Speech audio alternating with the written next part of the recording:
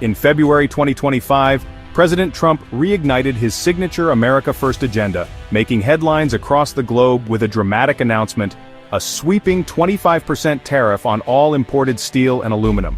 The move was bold, decisive, and unmistakably Trump, designed to send a clear message that the United States would prioritize its own industries above all else. This time, the policy was even more uncompromising than before, signaling a new era of economic nationalism. Unlike previous tariffs, there were no carve-outs or special deals, no exemptions for allies or trading partners. Every shipment of steel and aluminum entering the country, regardless of origin, faced the same steep penalty.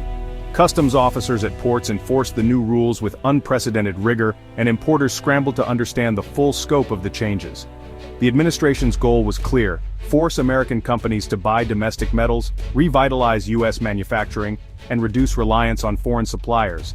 The impact was immediate and far-reaching. Car manufacturers, construction firms, and countless other industries that depend on steel and aluminum suddenly faced a new reality. Some companies welcomed the move, hoping it would level the playing field and bring jobs back to American soil. Others braced for higher costs and tough decisions. Unlike his previous term, this policy was a true blanket measure. No exceptions, no negotiations, and no waivers. The administration made it clear: the era of backroom deals and last-minute exemptions was over. Official documents stamped with the new policy circulated rapidly, and the business community realized that this was not a temporary measure, but a fundamental shift in U.S. trade policy. Supporters of the tariffs, including many blue-collar workers and labor unions, hailed the move as a bold defense of American jobs and a long-overdue stand against what they saw as unfair foreign competition. Rallies broke out in industrial towns, with workers waving flags and holding signs that read, "Support American jobs." For them, the tariffs represented hope, a chance to rebuild communities that had suffered from decades of factory closures and layoffs. But critics, including many business leaders and economists, sounded the alarm. They warned that the tariffs would drive up costs for manufacturers, disrupt already fragile supply chains, and ultimately lead to higher prices for consumers. Some feared that the ripple effects could be felt far beyond the steel and aluminum industries, potentially leading to shortages, delayed shipments, and even empty shelves in stores. For families already struggling with inflation, the prospect of paying more for cars, appliances, and everyday goods was deeply concerning. As companies across the country scrambled to adapt to the new tariffs, the stage was set for a turbulent period of economic adjustment. Factory managers held emergency meetings to revise budgets and production plans. Business leaders watched the stock market for signs of volatility, while economists debated the long-term consequences of such sweeping protectionism.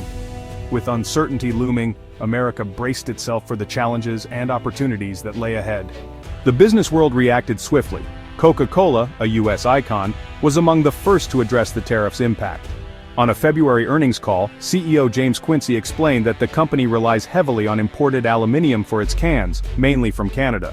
With costs set to rise, Coca-Cola's strategy was clear: shift more production to PET plastic bottles to avoid passing costs to consumers. This wasn't a threat or a political statement, just business reality. Rumors swirled online that Coca-Cola might leave America, but these were baseless. The real story was about adapting packaging, not abandoning the U.S. market. Let's set the record straight. Coca-Cola is not leaving the United States. The company's roots run deep in America, with vast infrastructure and thousands of employees nationwide. The real issue is a potential shift in packaging, from aluminum cans to more plastic bottles, to manage costs. CEO Quincey downplayed the overall impact, noting that while tariffs matter, packaging is just one part of a massive business. Coca-Cola uses financial hedging to buffer against price swings, making the tariff a challenge, not a catastrophe. The real story is about how U.S. companies must adapt to protectionist policies, not about corporate flight. A 25% tariff sounds huge, but for a can of soda, it's about a 1-cent increase in aluminum cost. Big companies like Coca-Cola can absorb this, at least at first, by finding efficiencies or shifting to plastic bottles. Smaller beverage companies, however, may have to pass costs to consumers, leading to higher prices on shelves. Over time, even giants may adjust prices if tariffs persist, and the impact can ripple through the economy. Shifting to plastic avoids immediate price hikes but raises environmental concerns. Ultimately, tariffs are a hidden tax. Consumers pay, whether at the register or through limited choices. NI 2023. Aluminum cans made up 26% of Coca-Cola's US sales, while plastic bottles dominated at nearly 48%. The new tariffs disrupt a long-standing supply chain, making aluminum cans more expensive overnight. Coca-Cola already has the infrastructure to ramp up plastic bottle production, making this the easiest short-term fix. The dilemma: aluminum cans are iconic and recyclable, but now a financial liability.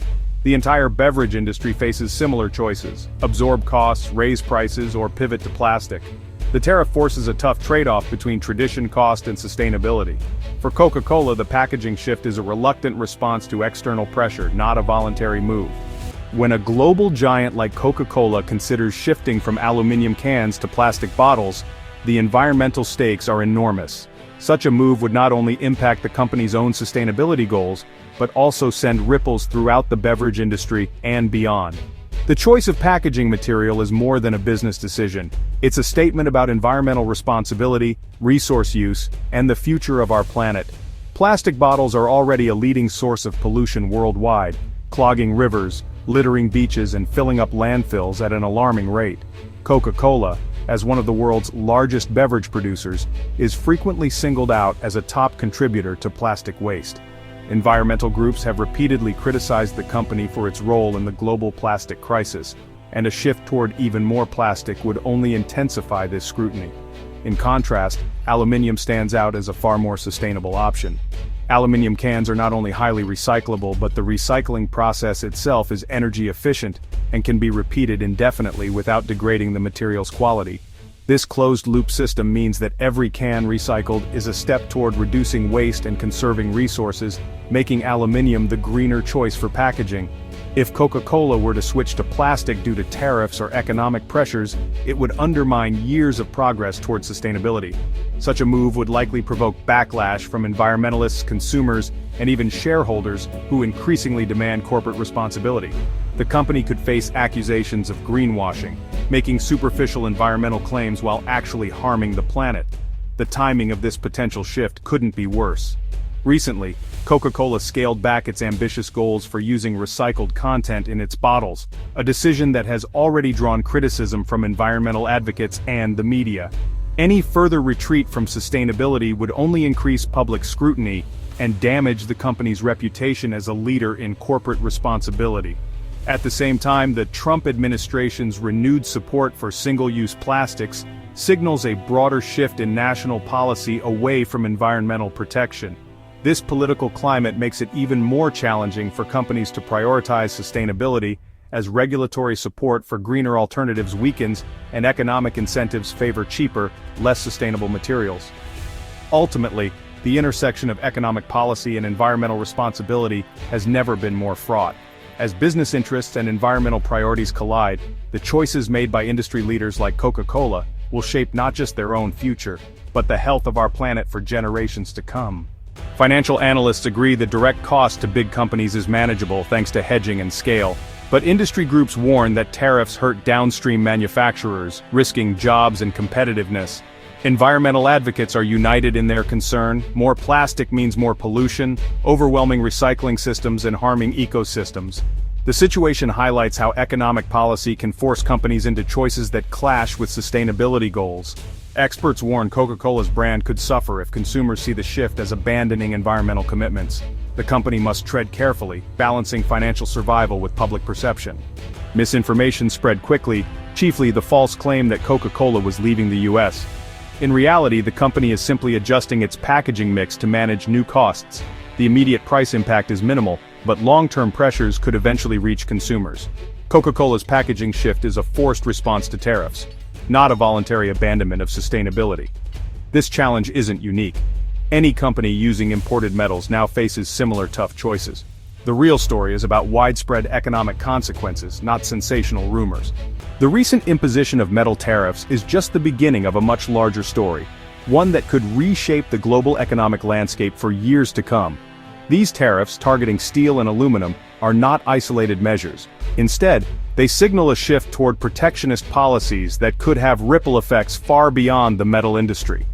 As governments around the world watch closely, the stakes are rising for businesses, workers, and consumers everywhere. The Trump administration has already threatened even steeper tariffs on a wide range of goods from key trading partners like Canada and Brazil. These countries, long considered allies and vital contributors to the U.S. economy, now find themselves in the crosshairs of escalating trade tensions. The threat of new tariffs has sent shockwaves through international markets, raising concerns about the stability of long-standing trade relationships. Such aggressive moves risk sparking a full-blown global trade war, as affected countries are likely to retaliate with their own tariffs on American goods. This tit-for-tat escalation could quickly spiral out of control, leading to a breakdown in international cooperation. The world has seen before how trade disputes can snowball, impacting not just the countries directly involved, but the entire global economy. For American companies, especially large multinationals like Coca-Cola, the consequences could be severe. Disrupted supply chains, increased production costs, and new tariffs imposed by foreign governments could all eat into profits and force companies to rethink their global strategies. Many of these corporations rely on complex international networks to source materials and distribute products, making them particularly vulnerable to sudden changes in trade policy. The uncertainty created by the threat of a trade war makes long-term planning incredibly difficult for businesses of all sizes. Investment decisions are put on hold, hiring slows, and companies become more cautious about expanding into new markets.